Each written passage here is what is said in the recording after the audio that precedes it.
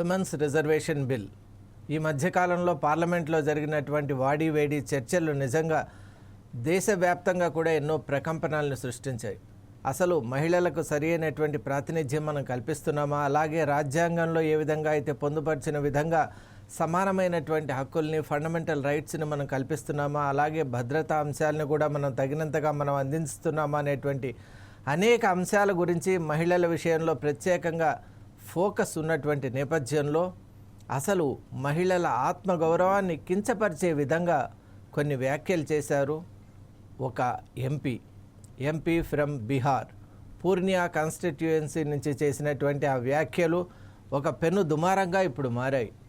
మరి ఆ ఎంపీ ఎవరు, ఆ ఎంపీ ఆ వ్యాఖ్యలు చేయటం వెనక ఉన్నటువంటి ఆంతర్యం ఏంటి, ఇది తెలుసుకునే ముందు ఆ సదరు ఎంపీ చేసినటువంటి వ్యాఖ్యల్ని ఇప్పుడు ప్రత్యక్షంగా చూద్దాం.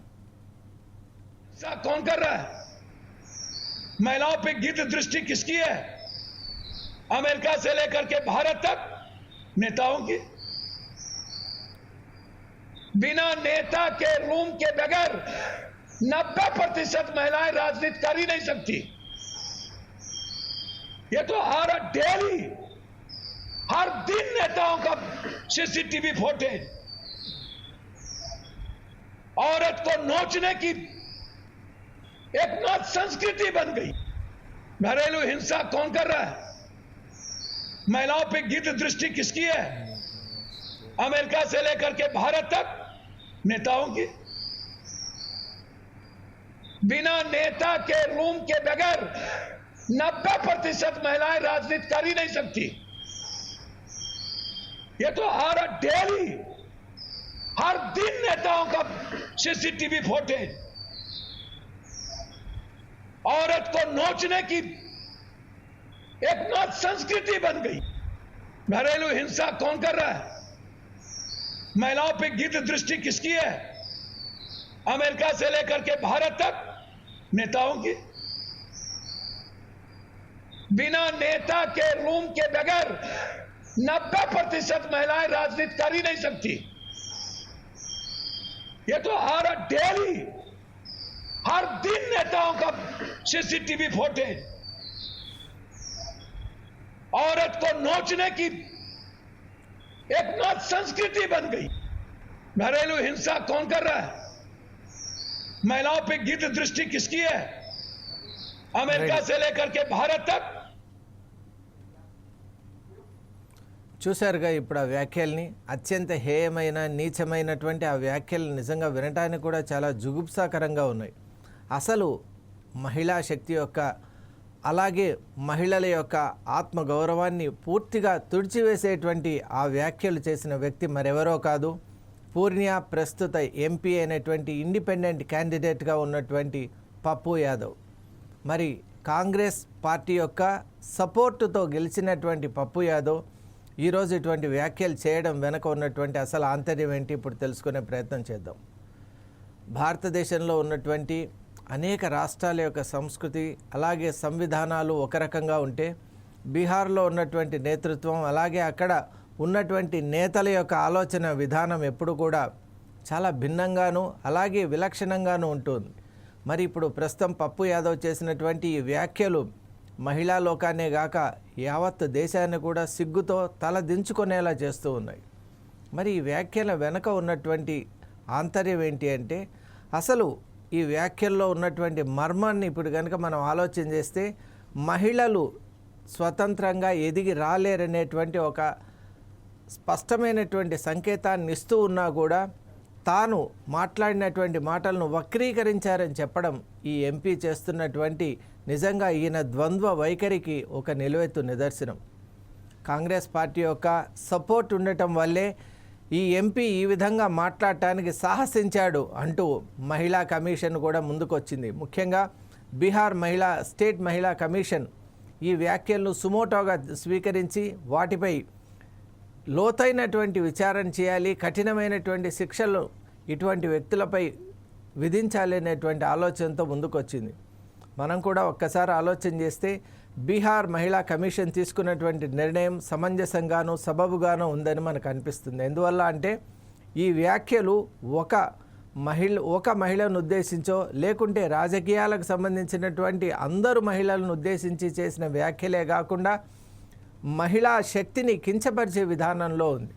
అసలు భారతదేశం అంటేనే మహిళలను ఒక దేవతామూర్తులుగా చూసేటువంటి సంస్కృతి మనది. అటువంటి ఈ దేశంలో ఎంపీగా ఉన్నటువంటి వ్యక్తి ఇటువంటి వ్యాఖ్యలు చేయటం అనేటువంటిది నిజంగా ఎవ్వరం కూడా మనం సహించలేం. ఈరోజు మనం చూస్తూ ఉన్నాం పప్పు యాదవ్ చేసిన వ్యాఖ్యలను. మరొక ముఖ్యమైన అంశం ఏంటి అంటే తన వ్యాఖ్యలను తాను సమర్థించుకుంటూ ఉన్నాడు. బీహార్ స్టేట్ మహిళా కమిషన్ ఎప్పుడైతే వీటిని సుమోటోగా స్వీకరించి వెంటనే వీటిపై చర్యలు తీసుకోవాలని, అలాగే పార్లమెంట్ స్పీకర్ను కూడా కలిసి వారి ముందు ఈ సదరు మెంబర్ను డిస్క్వాలిఫై చేసే విధానంలో మనం చర్యలు తీసుకోవడానికి ముందుకు వెళ్తున్నామని చెప్పినా కూడా సంబంధిత నోటీస్ అందుకున్నటువంటి పప్పు యాదవ్లో ఏమాత్రం కూడా మార్పు రాలే సరికదా తన వ్యాఖ్యలే సరైనవంటూ ఇప్పటికి కూడా వ్యాఖ్యలను వెనకేసుకొని వస్తూ ఉన్నాడంటే దాని వెనుక ఉన్నటువంటి నిజమైన బలం ఎవరిది అని మనం ఆలోచన చేస్తే, కాంగ్రెస్ పార్టీ లోక్సభలో ఏ విధంగా మహిళా బిల్లును తీవ్రమైనటువంటి పదజాలంతో, అలాగే అది ఎవరు ఊహించని విధానంలో అనేక రకాలుగా తన కూటమితో కలిసి హాస్యాస్పదం చేసి ఈ బిల్లును వెంటనే మొగ్గలోనే తుంచివేసింది. అసలు వాడివేడి చర్చలు జరిగినటువంటి పార్లమెంట్లో ఎక్కడ కూడా ఈ బిల్లు యొక్క ఔన్నత్యాన్ని ఒక్క మెంబర్, కాంగ్రెస్కి సంబంధించిన లేదా అలైడ్ పార్టీస్కి సంబంధించిన ఒక్క మెంబర్ కూడా దాన్ని అర్థం చేసుకున్నట్టు మనకు అక్కడ కనిపించలేదు. 75 సంవత్సరాలు దాటిపోయినా కూడా స్వాతంత్రం వచ్చిన దానివల్ల మహిళలకు ఏం ఒరిగిందని మనం ఒక్కసారి ఆలోచన చేస్తే ఎక్కడా ప్రాతినిధ్యం లేదు. ప్రాతినిధ్యం లేకపోగా ఇటువంటి వ్యాఖ్యలు ఎప్పుడైతే దుమారంలాగా సమాజంపై ప్రసారం అవుతూ ఉంటాయో అప్పుడు కష్టపడి అడుగడుగు ముందుకు వేసుకుంటూ తన ఆత్మశక్తితో, తమ యొక్క స్వశక్తితో ఎంతో అందలమెక్కి అగ్రశిఖరాలను అందుకున్నటువంటి మహిళా మూర్తులు ఉన్నారు, మాన్యులైనటువంటి మహిళలు ఉన్నారు. రాజకీయ రంగంలో ఈనాటికి కూడా చారిత్రాత్మకంగా వాళ్ళు చేసినటువంటి కృషి, ఈనాటికి జరుగుతున్నటువంటి కృషి ఎవరూ మర్చిపోలేం. మరి ఇటువంటి వ్యాఖ్యలు ఎటువంటి సంకేతాలను ఇస్తూ ఉన్నాయి అంటే అగ్రాన్ని చేరుకున్నటువంటి ఆ మహిళలందరూ కూడా సదర్ ఎంపీ చెప్పినటువంటి నీచమైనటువంటి హేయమైన మార్గంలోనే వచ్చారా అనేటువంటి ఒక సందేహం, అలాంటి మాటకు ఆస్కారం కూడా ఇక్కడ వస్తుంది. కాబట్టి మహిళా లోకమే కాకుండా భారతదేశంలో ఉన్న ప్రతి పౌరుడు కూడా ఇటువంటి వ్యాఖ్యలను ఖండించాలి. ఎందువల్ల అంటే మనం చేసే వ్యాఖ్యలు మన మహిళలను కించపరుస్తూ ఉన్నప్పుడు, అలాగే వాళ్ళ యొక్క ఆత్మస్థైర్యాన్ని, గౌరవాన్ని కించపరిచి భంగపరిచేటప్పుడు అటువంటి వ్యాఖ్యలు మనం ఖండించాలి. మన కాన్స్టిట్యూషన్ కూడా మనకి ఇచ్చినటువంటి హక్కు ఏమిటి అంటే we cannot enter in to the space of the other person అని చాలా స్పష్టంగా మన కాన్స్టిట్యూషన్లో ఉన్నటువంటి నేపథ్యంలో trespassing in to the rights of the other person అనేది చాలా సీరియస్ క్రైమ్. కాబట్టి ఇటువంటి వ్యాఖ్యలు చేసినటువంటి వ్యక్తి కఠినంగా శిక్షింపబడితేనే రేపొద్దున భవిష్యత్తులో కూడా ఇటువంటి వ్యాఖ్యలు చేయటానికి ఎవరు ముందుకు రారు. మరీ ముఖ్యంగా సొసైటీని డివిజివ్ పాలసీస్ అంటారు, సొసైటీని విచ్ఛిన్నం చేసేటువంటి శక్తులు ఏవైతే ఉన్నాయో ఆ శక్తులన్నీ కూడా ఈ కఠినమైనటువంటి శిక్షల వల్ల అవి కూడా స్ట్రీమ్ లైన్ అయి సరి అయినటువంటి పద్ధతిలో వచ్చేటువంటి అవకాశం ఉంది. అందువల్ల ఈ పూర్ణియా ఎంపీ చేసినటువంటి వ్యాఖ్యలు వెంటనే ఆయన ఉపసంహరించుకోవాలి. అలాగే బేషరతుగా మహిళా లోకానికి క్షమాపణ చెప్పాలి. ఆ తర్వాత ఇక జన్మలో కూడా ఇటువంటి వ్యాఖ్యలు చేయబోనని ప్రతిజ్ఞ చేయాలి. ఈయనే కాదండి, భారతదేశంలో మనం చూస్తూ ఉన్నాం ఉభయ సభల్లో కూడా ఎవరికి ఎంత సీరియస్నెస్ ఉందో మనం చూస్తున్నాం.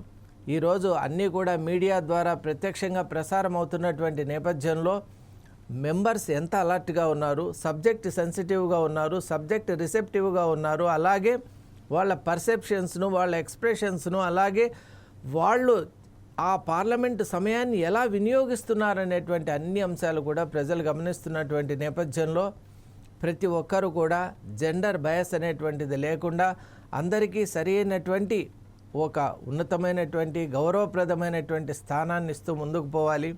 అదే మన భారతీయ సంస్కృతి. భారతీయ మహిళకు మనం ఇచ్చేటువంటి అరుదైన గౌరవం కూడా అదే అని నేను భావిస్తున్నాను. Thank you.